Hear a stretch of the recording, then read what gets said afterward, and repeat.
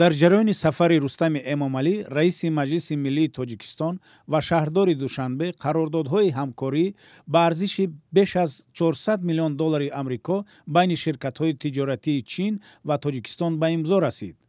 яке аз қарордодҳои калидӣ таъсиси корхонаи тавлиди нуриҳои минералӣ ва мошинҳои барқӣ дар Тоҷикистон аст.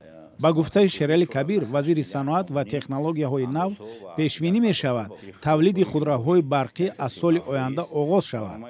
ҳадаф ин аст, ки то 90% ҷузъҳои мошинҳои барқӣ дар Тоҷикистон тавлид шавад. Худи мошин аз алюминий истеҳсол мешавад, чунки алюминий ки металли сабук аст, албатта ки таъсири камтар барои хароҷоти барқш меравад. дар мо ҳаст. Инчунин дар электромобил хароҷот мешавад, худи ҳамон батареяе ки дар ӯ барқ ҷамъ карда мешавад. Батарея аслан аз литий, аз нухра ва аз никел. Технологияи батарея ҳам хеле ҳаррӯза дигар шудастанд, лекин ҳамин формулаи классикиш ҳамин аст. Дар Тоҷикистон хушбахтона ин маҳсулоти литий ҳаст. дар ин ҷода мо дар якҷоягӣ бо геологияи тоҷик ҳамкорӣ дорем, корбарӣ карда истодем ва дигар намуди маҳсулотҳое ки барои истеҳсолоти электромобил аст, тақрибан 90% дар ҷумҳурии Тоҷикистон вуҷуд дорад.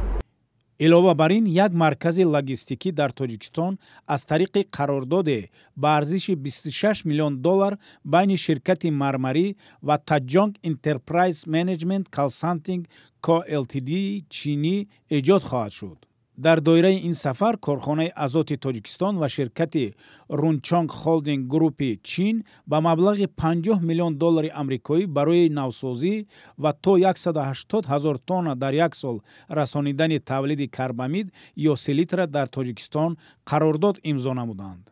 дигар масъала ин тавофуқ байни ширкати Осиё Кемикали Тоҷикистон ва ширкати Рунчонг Холдинг Группи Чин барои сохтмони корхонаи нави истеҳсоли карбамид дар Тоҷикистон аст, ки бо зарфияти 300,000 тонна дар як сол ба маблағи $300 миллион амрикоӣ пешбинӣ шудааст. роҳандозии тавлиди мошинҳои барқӣ дар Тоҷикистон низ аз мавзӯъҳои суҳбати дуҷониб будааст. ин кор аз сӯи ширкати Авеста гурӯҳи Тоҷикистон ва ширкати Джинчуэни Чин амалӣ хоҳад шуд.